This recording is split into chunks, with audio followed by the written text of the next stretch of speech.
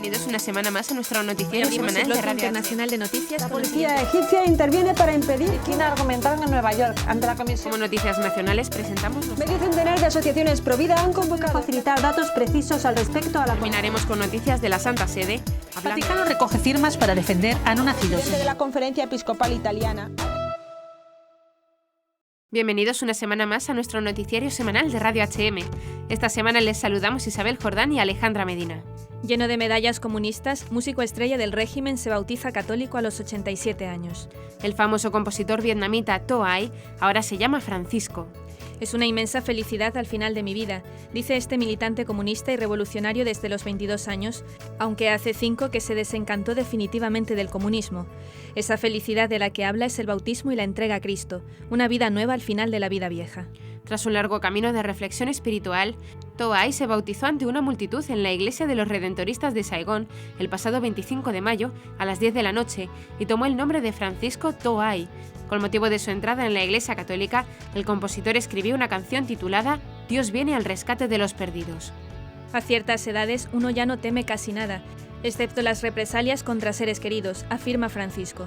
Al desencantarse del comunismo, este artista comprometido con el régimen escribió un libro titulado Diario de un cobarde, donde cuenta sus experiencias y sus denuncias. Acumulaba un sinfín de medallas, pero al final acabó haciendo suyas las palabras del padre Hien Tin, un redentorista encarcelado en Hanoi.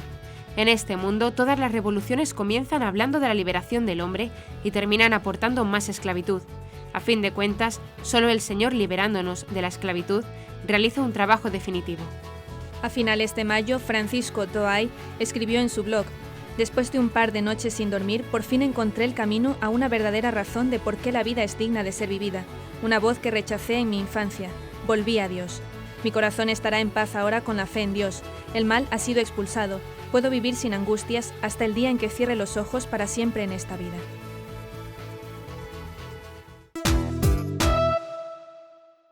Y hoy abrimos el blog internacional de noticias con los siguientes titulares. Sudán dice que no libera a Meriam Ibrahim, la cristiana condenada a muerte. Barack Obama declara que el aumento de niños que cruzan solos la frontera a Estados Unidos es un asunto humanitario urgente. Jesuita indio es secuestrado en Afganistán por un grupo de hombres armados no identificados. Una gracia de Dios y un momento de alegría para la Iglesia. El cardenal Filoni se reúne con misioneros liberados en Camerún. Comentaremos también algunas noticias nacionales. Miles de españoles piden al nuevo rey de España defender la vida, la familia y la libertad religiosa. El Comité de Bioética apoya la reforma de la ley del aborto y pide más ayudas a las madres. Socialistas andaluces esperan que el Papa les explique cómo acabar con el paro juvenil. Cardenal Sebastián es premiado por defensa de la vida, la familia y la libertad. Y como siempre terminaremos con noticias de la Santa Sede. El Papa a los matrimonios. Hoy parece mejor tener un perrito que un hijo. El Santo Padre envía una carta en respuesta a 500 testimonios de encarcelados en Estados Unidos. El Papa Francisco felicita al arzobispo de Burgos por sus 50 años de sacerdote. Meriam Ibrahim, una mujer cristiana de 27 años, fue condenada a morir en la horca por apostasía el pasado 11 de mayo. Su delito, haberse casado con un cristiano y renunciar al Islam. A la espera del cumplimiento de la condena, Ibrahim fue encarcelada con su hijo de 20 meses cuando estaba embarazada y dio a luz dentro de la prisión a su segunda hija, Maya, el 27 del mismo mes. El pasado fin de semana, fuentes del Ministerio del Exterior de Sudán filtraban a la prensa que en los próximos días Meriam Ibrahim sería puesta en libertad. Sin embargo, el propio gobierno sudanés se desmiente ahora y matiza que esta decisión depende de una corte local de Sudán. Los abogados de Meriam señalaron a la prensa internacional que recurrirán a la Comisión Africana de Derechos Humanos, cuya carta Sudán ha suscrito y que reconoce que la apostasía no es un crimen. Esta comisión podría presionar al presidente de Sudán, Omar al-Bashir, para que evite la ejecución de Meriam. Su caso provocó de inmediato una reacción internacional pidiendo su liberación. Cabe destacar la del primer ministro británico David Cameron, que pidió el 30 de mayo personalmente al gobierno de Sudán que revocase la sentencia a muerte. Cameron advirtió que la libertad religiosa es un derecho y urgió al gobierno sudanés a respetar los derechos humanos. El líder liberal demócrata Nick Clegg señaló que sentencias así suponen una violación flagrante de los derechos humanos, y el laborista Ed Miliband dijo que nadie debe ser perseguido por la religión que profesa o la persona de la que se enamora. También ONGs, organizaciones internacionales como la ONU y otros líderes mundiales se han hecho eco del caso. Una de las campañas más publicitadas es la puesta en marcha por la Organización de Defensa de los Derechos Humanos Amnistía Internacional, con sede en Londres. La joven Meriam Ishaq, sentenciada a la horca por convertirse al cristianismo y no renunciar a él, lamenta tener que amamantar a su hija recién nacida con unos grilletes en las piernas y encerrada en una prisión en el suburbio al oeste de Jartum, según informa el diario La Razón. A pesar de que un clérigo musulmán que la interrogó durante el juicio le ofreció el perdón de su vida si es que abandonaba el cristianismo por el Islam, Meriam se ha mantenido firme en la defensa de su fe. Meriam sigue insistiendo en su postura de que su origen siempre fue cristiano y pidió a la administración penitenciaria que no se la moleste con los repetidos intentos inútiles de hacer que se declare musulmana. Reconoció también la existencia de presiones por parte de diferentes líderes religiosos islámicos para convencerla de que deje el cristianismo. ¿Cómo va a volver al Islam si nunca fue musulmana? Su padre fue musulmán, es cierto, pero quien la crió fue su madre, que es cristiana, detalló su esposo Daniel Wani, que confirma en volver a verla pronto en libertad. El presidente Barack Obama ha declarado que el aumento de niños que cruzan solos la frontera desde México es un asunto humanitario urgente. Obama ha dicho que los menores por el momento serán alojados en 2 bases militares. El director de la Agencia Federal de Manejo de Emergencias, Craig Fugaz, ha sido nombrado este lunes 2 de junio para hacerse cargo de la situación. En sus evaluaciones, el gobierno estadounidense ha informado que unos 60.000 menores, en su mayoría centroamericanos, corren el riesgo de ser detenidos este año mientras intentan cruzar ilegalmente la frontera, provenientes desde México. El costo por albergar y alimentar a los niños significa para Estados Unidos unos 3.000 millones de dólares, así como transportarlos para reunirlos a las familiares que ya viven en Estados Unidos, y ahora se han pedido otros 1.400 millones más. Para Cecilia Muñoz, directora de Política Nacional de Obama, el número de niños no acompañados en la frontera se ha disparado, y además ahora hay más niñas que varones menores de 13 años. Más del 90% de los menores albergados provienen de Honduras, Guatemala y El Salvador, muchos impulsados a emigrar por la violencia y las pocas posibilidades de trabajo en sus propios países. Según la ley de Estados Unidos, los niños quedan sujetos a un proceso de deportación aunque se reúnan con sus padres, pero muchos han logrado que un juez de inmigración les permita quedarse en el país. El pasado 2 de junio, un grupo de hombres armados no identificados secuestraron en Afganistán al padre Alexis Prem, jesuita de 47 años. El secuestro tuvo lugar mientras se encontraba de visita a una escuela para repatriados en la aldea de Soadat, a 25 kilómetros de Herat. El secuestro ha sido confirmado por el superior provincial de los jesuitas de Asia Meridional, el padre Edward Mudavaseri. El padre Kumar trabaja en Afganistán desde hace 4 años como director del Servicio para los Refugiados. Los jesuitas han informado al Ministerio de Asuntos Exteriores de la India y al gobernador de Herat, que ha iniciado la investigación y ha pedido la máxima privacidad. Vivimos este momento tras el secuestro de un sacerdote jesuita en oración profunda, silenciosa y llena de esperanza. Es un hecho triste que esperamos que pronto pueda evolucionar positivamente. Pedimos a los medios de comunicación la máxima confidencialidad para que los órganos institucionales puedan hacer su trabajo y salvar al padre Alexis Prem. Es lo que ha declarado a la agencia Fides Monseñor Giuseppe Moretti, superior de la Missio Sui Iuris de Afganistán. El cardenal Fernando Filoni, prefecto de la Congregación para la Evangelización de los Pueblos, ha mostrado su agradecimiento a Dios en un comunicado difundido por la agencia Fides sobre la liberación de los 2 sacerdotes italianos Fidei Donum, don Gian Polo Marta y don Gian Antonio Allegri, y de la religiosa canadiense, la hermana Gilbert Bussier, de la Congregación de las Hermanas de Nuestra Señora de Montreal. Estos fueron puestos en libertad la noche entre el 31 de mayo y el 1 de junio. Los 2 sacerdotes y religiosos fueron secuestrados el 4 de abril en la diócesis de Maroua, Mokolo, en el norte de Camerún, y el cardenal ha podido reunirse con los secuestrados en Yaoundé, Camerún. Les he visto emocionados y felices, y tengo que decir que en buen estado físico y psicológico. Ciertamente el hecho de que los han mantenido siempre juntos les ha ayudado a apoyarse unos a otros, afirma el cardenal. Este ha sido un momento muy esperado, añade, pero al mismo tiempo inesperado. No teníamos la mínima noticia de una posible liberación en estos días, aunque se estaba trabajando en ello. Se trata de una agradable sorpresa, sobre todo de una gracia. Ellos mismos me han dicho, podíamos sentir que la oración de la Iglesia estaba con nosotros y confiábamos en que la liberación podría ocurrir. Más de 14.000 personas han pedido al nuevo rey de España, Felipe VI, que gobernará tras la abdicación de su padre, Juan Carlos I, que defienda los valores fundamentales de la vida frente al aborto, la institución del matrimonio, la libertad religiosa y la libertad de educación. La petición está siendo recopilada a través de la plataforma española Hazte Oír y a la vez que felicita a Felipe por su próxima proclamación como rey de España y jefe del Estado, le ruega que promueva la regeneración democrática de nuestra nación. El 2 de junio, el rey Juan Carlos I, de 76 años, comunicó su decisión de abdicar a la corona española a favor de su hijo, Felipe de Borbón, de 46 años. El Consejo de Ministros de España, en una reunión extraordinaria, aprobó una ley orgánica para regular la abdicación del rey, con la que se hace efectiva la renuncia a la corona de España. Tras conocerse su abdicación, la Conferencia Episcopal Española emitió un comunicado en el que reconoce y agradece la trayectoria de Su Majestad el Rey don Juan Carlos I, su entrega generosa y su contribución en la historia reciente de España.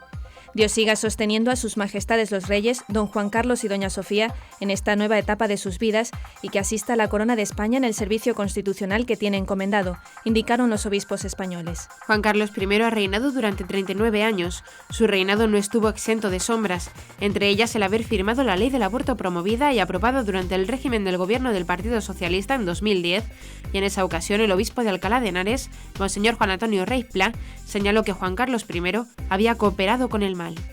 En la petición al nuevo rey de España, Felipe VI, que Hazte Oír recopilará en un libro de firmas que entregará a través de la Casa Real, se le pide un compromiso con la protección de la vida humana y en particular la vida del concebido, por ser la más vulnerable. Me atrevo a pedirle que sea sensible la institución de la familia y medie para que nuestras leyes la protejan y distingan, tutele la libertad religiosa y la libertad de educación como pilares de nuestra convivencia, señalan los firmantes. El Comité de Bioética, integrado por expertos jurídicos, médicos, académicos y científicos, ha respaldado la nueva ley del aborto, pero considera insuficiente la propuesta de reforma porque debería incluir medidas explícitas de apoyo a las madres, especialmente en circunstancias gravosas. Así se recoge en el informe de este comité, elaborado a propuesta del Ministerio de Justicia y que ha sido aprobado por 9 de los 12 miembros que lo constituyen e incorpora 3 votos particulares.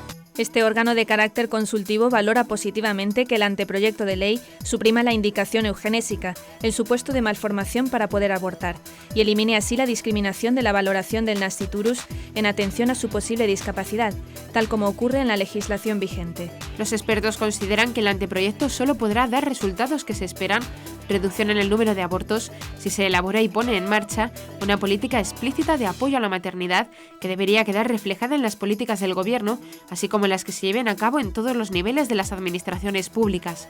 La presidenta del comité, Teresa López, ha asegurado a EFE que estas medidas de apoyo explícito a las embarazadas en circunstancias extremas son perfectamente viables y no requieren políticas muy costosas. Siguiendo el ejemplo de lo ocurrido en Argentina con la manipulación política de la figura del Papa, el portavoz del gobierno andaluz, Miguel Ángel Vázquez, ha afirmado este martes que el Ejecutivo Autonómico espera una contestación a la carta que la presidenta de la Junta, Susana Díaz, ha enviado al Papa Francisco, en la que le invita a dialogar sobre el paro juvenil en la comunidad autónoma, gobernada por socialistas en coalición con comunistas, tras la preocupación mostrada por el pontífice sobre este asunto. A preguntas de los periodistas en rueda de prensa, Vázquez se ha referido también a las declaraciones realizadas este lunes por el secretario general y portavoz de la Conferencia Episcopal Española, José María Gil Tamayo, quien afirmaba que los obispos andaluces están muy sobre el terreno y conocen la realidad de los que sufren esta lacra del desempleo realmente dura.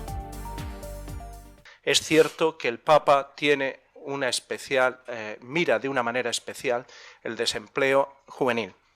Es esa categoría del descarte que él denuncia de los jóvenes a los que no se da posibilidades de un ingreso en el mundo laboral, con lo cual hay una marginación manifiesta junto con el mundo de los ancianos, pero el de los jóvenes no se les da a esta juventud nuestra mejor preparada que nunca el acceso a un derecho fundamental de la persona, que es el derecho al trabajo, y con todo lo que ello conlleva para su dignidad y para su desarrollo personal y familiar, de sacar adelante una familia, de formarla, y yo creo que esto es de atención prioritaria para quienes nos gobiernan. Lógicamente, que se preocupe la presidenta de la Comunidad de Andalucía es gratificante para todos y que haga de ello un empeño fundamental de su labor. Va a contar siempre con la ayuda de la Iglesia y con la ayuda, estoy seguro, de los obispos de Andalucía, a los que tiene más cerca, para trabajar con ellos, conocedores de esta realidad que tenemos que superar todos. En este sentido, el portavoz del Gobierno andaluz, Miguel Ángel Vázquez, ha apuntado que el diálogo nunca es malo, en cualquiera de sus esferas, sea internacional o autonómica, subrayando que la presidenta de la Junta habla con todo el mundo, incluidos los obispos andaluces. No tiene ningún problema, ha añadido. Asimismo, ha querido dejar claro que la carta que ha enviado la presidenta de la Junta, Susana Díaz, lo único que busca es compartir con el Papa su preocupación por el desempleo juvenil y la necesidad de poner medidas para combatir ese desempleo y de dar oportunidades a muchos jóvenes que están preparados y necesitan una oportunidad laboral. El cardenal Fernando Sebastián, arzobispo emérito de Pamplona, ha sido galardonado este sábado con el premio Hazte Oír 2014 que entrega la organización Hazte Oír. El purpurado, junto con otros 5 premiados, ha recibido el galardón por su comprometida y valiente labor en favor de la vida, la familia y las libertades y los derechos fundamentales. En concreto, el recién creado cardenal recibe el premio por su inquebrantable defensa del derecho a la vida humana, denunciando el horror del aborto, de la familia fundamentada en el matrimonio y de la libertad. El Papa Francisco decidió crearle cardenal en el primer consistorio de su pontificado, celebrado el pasado mes de febrero. A sus 84 años, el arzobispo emérito de Pamplona recibió el birrete cardenalicio en reconocimiento a su trayectoria y servicio a la Iglesia, aunque por su edad no podría participar en un posible cónclave. Junto con el cardenal reciben este reconocimiento los periodistas Carlos Cuesta y José Luis Restán, el catedrático de Filosofía Francisco José Contreras y el ginecólogo Luis Chivas, impulsor de la iniciativa Ginecólogos por el Derecho a Vivir. Finalmente, a título póstumo, recibe el premio Oswaldo Payá, líder del Movimiento Cristiano de Liberación. En la presentación del evento de la entrega de premios, la organización que vela por la defensa de la vida y la familia explica de los galardonados que todos dan lo mejor de sus vocaciones para que la dignidad y la libertad del ser humano se respeten en nuestra sociedad. Todos saben que el amor a la verdad es parte fundamental de la excelencia profesional. Como es habitual, el Papa ha celebrado esta semana diariamente la misa en Casa Santa Marta. En su homilía del lunes habló sobre el matrimonio. Explicó que el amor que Jesús tiene por la Iglesia es fiel, fecundo y perseverante, y dijo que así tiene que ser el amor de los matrimonios cristianos. El Papa Francisco habló también de aquellos matrimonios que no quieren hijos, que quieren permanecer sin fecundidad. Señaló que la cultura de bienestar en la que se vive ha convencido a muchos diciéndoles: es mejor no tener hijos, es mejor, así puedes ir de vacaciones, conocer el mundo, puedes tener una casa en el campo, estás tranquilo. Quizás sea mejor, más cómodo tener un perrito, 2 gatos, y el amor va a los 2 gatos y al perrito. Pero al final, observa el Papa, este matrimonio llega a la vejez sufriendo en la soledad. El Papa también explicó que la perseverancia en el amor salva y lleva adelante a las familias. Precisamente 15 parejas con sus hijos asistieron a la misa con el Papa en la capilla de Santa Marta para celebrar su aniversario de bodas. El Papa Francisco recibió 500 cartas de jóvenes presos y condenados a cadena perpetua en Estados Unidos. Por ello, el pontífice ha enviado una misiva de respuesta en la que asegura que se ha conmovido profundamente con sus historias y con la petición de que sus sentencias puedan ser revisadas a la luz de la justicia que ofrezca una posibilidad de reforma y rehabilitación. En la carta dirigida a Michael Kennedy, jesuita, director de Jesuit Restorative Justice Initiative, el Papa pide que les diga a los jóvenes que el Señor reconoce y ama a cada uno de ellos y que el Papa les recuerda con afecto en su oración. Asimismo, pide que estos jóvenes recen por él, por las necesidades del pueblo de Dios en todo el mundo y por la difusión del mensaje evangélico de la misericordia, del perdón y de la reconciliación en Cristo. Tal y como explica Michael Kennedy, jesuita, en el artículo publicado en América de National Catholic Review, con los años el Estado de California ha tratado de mejorar la condena de los jóvenes que cometieron sus delitos entre los 14 y 17 años de edad. Hace 2 años se aprobó la ley SB 9. Esta ley otorga a estos jóvenes la oportunidad de unirse a sus familias un día. Desde entonces, California se ha convertido en uno de los estados líderes en la aprobación de leyes para ayudar a los niños que fueron condenados a cadena perpetua. Estados Unidos es el único país en el mundo que da cadena perpetua sin posibilidad de libertad condicional a la juventud. El Papa respondió a estas cartas dando esperanza a aquellos que ahora no tienen esperanza. La carta del Papa es fuerte y clara, dice Michael Kennedy, jesuita. Él cree que nuestros jóvenes merecen una segunda oportunidad. Cada preso que escribió una carta va a recibir una copia de la carta del Papa, explica. El Papa Francisco ha felicitado al arzobispo de Burgos, Monseñor Francisco Gil Ellín, con motivo del 50 aniversario de su sacerdocio, a la vez que le agradece el denodado esmero con el que rige la archidiócesis burgalesa. En una carta escrita en latín, a la que ha tenido acceso Europa Press, el pontífice manifiesta sus congratulaciones y plegarias al arzobispo por sus 10 fructíferos lustros de sacerdocio que por su condición e importancia testimonian en qué medida el esforzado afán de la fe le impulsa y lanza a trabajar con ahínco, tanto por el nombre y la gloria de Dios como por el fomento y el esplendor de la religión.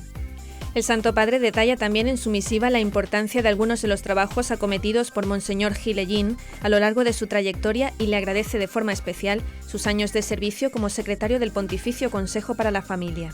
Del mismo modo, agradece al arzobispo de Burgos su labor de investigación y difusión del Concilio Vaticano II y concluye su carta impartiendo la bendición sobre el arzobispo, así como al clero, a los religiosos y al laicado de la archidiócesis burgalesa. Y ahora les dejamos con la audiencia del Santo Padre del miércoles. Queridos hermanos y hermanas, en la catequesis de hoy mencioné el don de la piedad.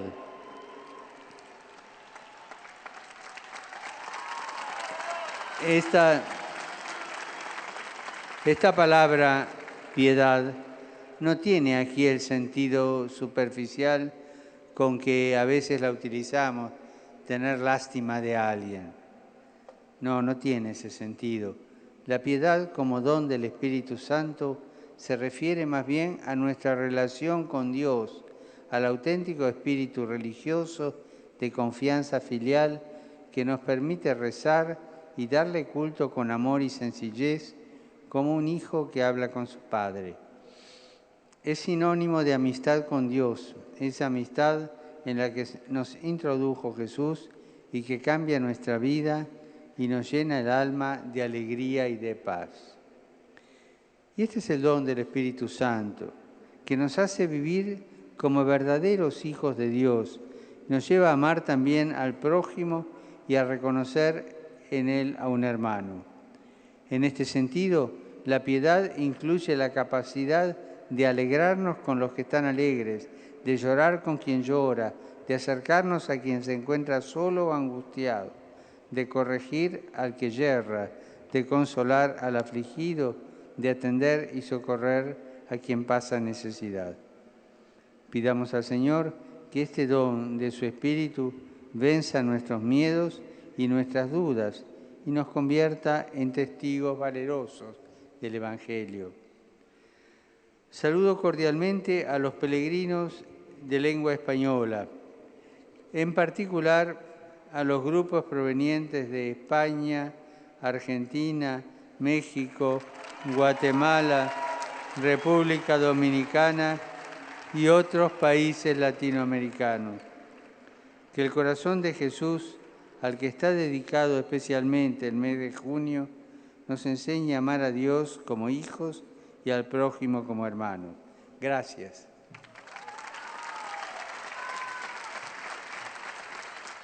Y hasta aquí nuestro informativo semanal. Esperamos que haya sido de su agrado. Recuerden que pueden seguir escuchándonos siguiendo el resto de nuestra programación en directo a través de la web www.radiohm.net. En ella podrán encontrar también distintos podcasts con los informativos anteriores y otros audios que también pueden ser de su interés. Seguiremos estos días informando de las noticias de la Iglesia y del mundo a través de nuestros breves espacios informativos que les ofrecemos todos los días, cada media hora aquí, en Radio HM 88.9 FM y HM Televisión, ayer, hoy y siempre la verdad. Gracias por habernos acompañado. Les han informado Isabel Jordán y Alejandra Medina. Hasta la próxima semana.